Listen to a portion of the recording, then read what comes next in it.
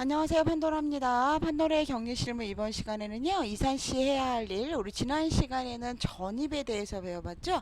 전출에 대해서 한번 이야기해 보도록 하겠습니다. 판도라 격리 실무는 이지 집합 건물 회계 컨설팅과 함께 하고요. 저는 공동주택과 집합 건물 교육의 모든 것 에듀파에서 강의하고 있습니다. 이 내용은 에듀파에서 강의한 내용의 일부이고요. 요거를 이제 추가로 제가 9월에 10월 이렇게 해갖고 영상을 찍을 거거든요. 그 영상을 찍을 거예요. 그래서 업그레이드 된 내용과 그리고 강의 실력으로 여러분들께 도움이 되도록 찍어보도록 하겠습니다. 전출 전입에서 이제 전출은 그 전입이 다른 사람들 우리 단지로 오는 걸 얘기한다면 전출은 우리 단지에서 나가시는 걸 이야기를 하겠죠. 그러면 어떤 업무를 해야 되는지 좀 알아보도록 하겠습니다. 전입 예약을 받는 것처럼 전출 예약도 받죠. 왜냐하면 승강기나 사다리차, 이사공강 등의 차량을 확보를 해야 되고요.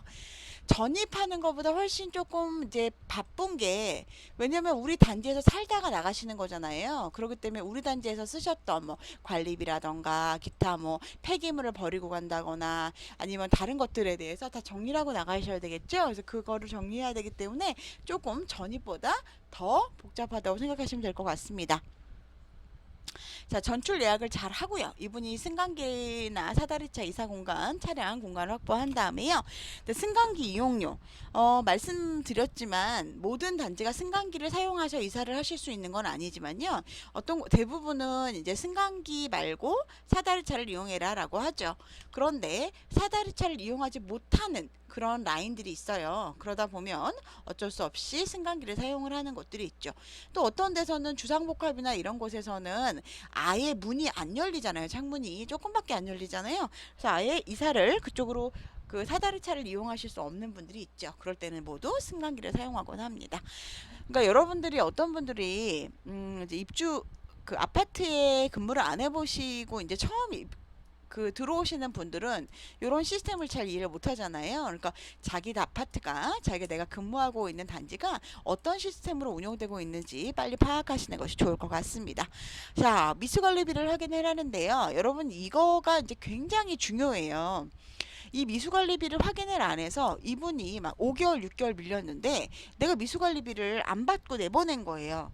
그러면은 물론 여러분 집을 팔고 이사 가신 분은 완전히 심각해지고요. 그 이분이 이제 전세입자인데 월세입자나 전세입자인데 나갔단 말이에요. 그러면은 물론 관리비에 대한 거는 구분 소유자의 책임이긴 해요. 그러니까 소유자 책임이긴 해요. 근데 우리가 이걸 알려주지 않은 거죠. 그 소유자한테 이 전세입자가 관리비를 뭐 6개월, 12개월 밀렸어요. 이런 식으로 알려주지 않고 돈도 안 받았어요. 그럼 난리가 나겠죠? 근데 여러분들 이 미수관리비는 매우 매우 매우 중요합니다. 그래서 미수관리비가 많이 밀리신 분한테는 어떻게 해야 돼요, 우리가? 단출증 나가기 전에는 경비 아저씨한테 이 사람 짐 빼주면 안 된다 얘기하잖아요. 그래서 경비분이 이분 막 밖에서 지키고 있고 막 이러잖아요. 부동산 막 집주인 막 우리 누구죠 또? 그 관리서 그리고 보안 직원 다 완전히 막 신경 쓰면서 미수관리비 받잖아요. 저는 이제 제일 미수관리비를 제일 지금 많이 밀리신 분은 어떤 분은 정말 3년치 넘게 거의 한 5년치인가 밀리신 분도 있었어요. 근데 이분이 뭐였냐면 이분이 이제 한국 집주인은 외국에 거주를 하시던 분이었거든요. 근데 그리고 이분은 여기 사시고 그러다가 보니까 막 오랫동안 이분이 관리비를 계속 안 내셨는데 이 관리사무소가 제가 근무하던 건 아니었는데 이 관리사무소가 맨날 입주민끼리 너무 싸워서 이 격리분들이 너무너무 근무하기 힘들었던 그런 단지였던 거예요. 그러니까 이 격리분들도 막 미수관리비 관리하고 이러는 것도요. 평안했을 때 관리를 잘할 수 있는 거지 맨날 시끌벅적 매일 싸우고 막 문제 생기고 이러면 미수관리비도 관리하기 사실 힘들거든요. 그러다 보니까 이분들이 막 관리비가 5년 이상 밀린 거예요. 근데 여러분 알고 계시죠? 36개월 넘은 관리비 미수채권에 대해서는 받을 수 없어요. 그죠?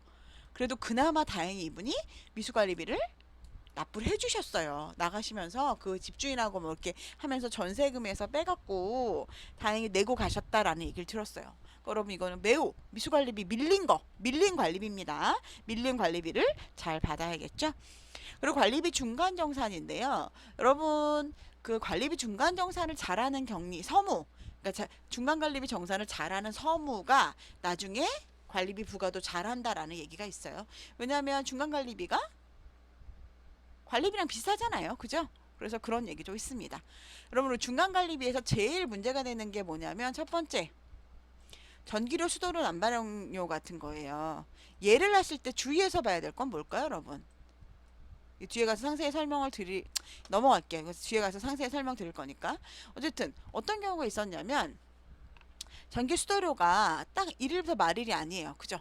1월 1일부터 1월 31일이 아니고 전월 12월 뭐 14일부터 1월 13일 뭐 이런 식으로 돼 있는 거죠. 그죠?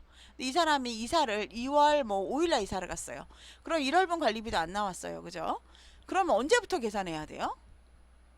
12월 14일부터 이 사람이 이사 가는 2월 5일까지 계산을 해줘야 돼요. 근데 이 사람이 계산을 해준다 그러면서 이 앞에 건 계산 안 하고 뒤에 것만 계산해 준 거죠. 특히 여름에 전기료 엄청 많이 나오는데 전체 관리비 미납된 건 안 계산해주고 일부만 계산해주는 경우들이 있어요. 그러면 난리 나겠죠. 그리고 어떤 분은 상가 같은 경우에는 여러분 그 합산 부가라는 게 있어요. 뭐냐면 100일동하고 100일동 101호하고 100일동 102호로 같이 쓴단 말이에요. 그죠? 그럼 얘네를 할 때 이거를 모두 다 해서 부가를 할 때 개별 하나 한 집이 한 집 근데 요거를 묶어서 관리비를 내요. 100일동 101호하고 100일동 102호가 관리비를 묶어서 내요. 그걸 합산부가라고 합니다. 그런데 그거에 대해서 중간 관리비 정산할 때도 그렇게 해줘야 되겠죠. 당연히 101동 102호를 102호 101호를 같이 해줘야 되겠죠. 근데 얘를 그 체크하는 난이 있는데 체크를 안 해준 거죠. 그래서 한 호만 나오는 경우도 있어요. 그래서 조심해서 해주셔야 됩니다. 그리고 장충은 그 이분이 전세입자나 월세입자인 경우가 소유자한테 받는 거고요. 선수관리비는 집주인이 집을 팔았을 경우 받는 걸 이야기를 합니다.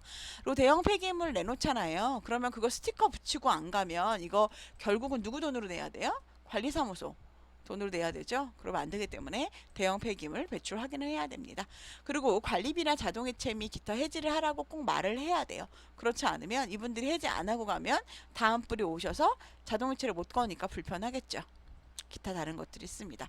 그래서 제가 예전에 쓰던 전출시 유의사항이에요. 그래서 아래와 같은 사항을 유의하시어 전출시 불편이 없으시길 바랍니다.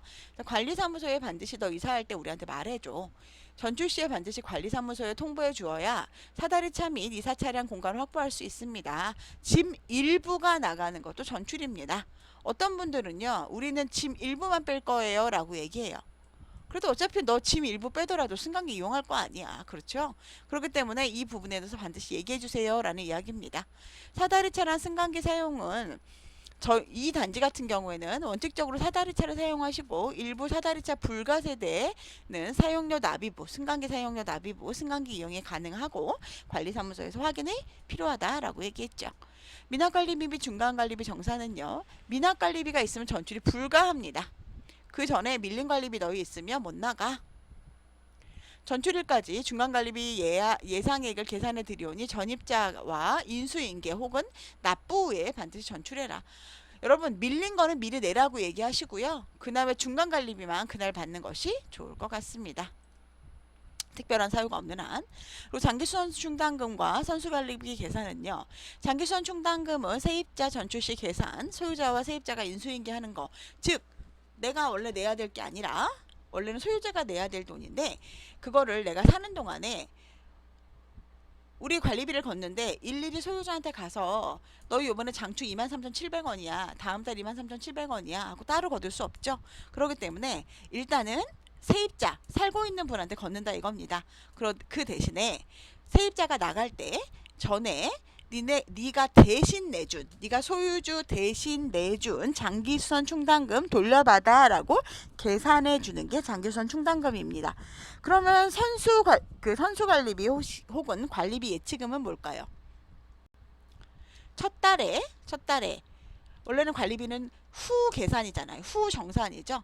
1월 1일 날 입주가 시작됐다고 하면 실질적으로는 2월 말일이나 돼야 관리비가 들어오기 때문에 1월 달에 사용할 수 있는 관리비를 미리 걷어 놓는 것입니다. 그거는 소유주가 내요. 공동주택에서는 소유주가 내도록 정확하게 기재되어 있습니다.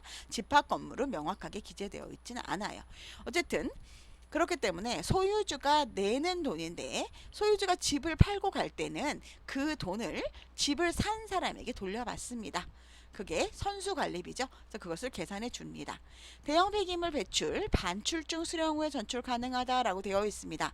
뭐 단지대 여기는 조아라 마트가 있었나 봐요. 폐기물 스티커 판매하고 부착 후 관리 직원에게 확인 후 반출중 수령 후에 전출 가능하다라고 되어 있습니다. 즉 그래서 이거 할 때 우리 보안 직원분이나 거기 담당하시는 분이 그 앞에서 기다리고 있잖아요.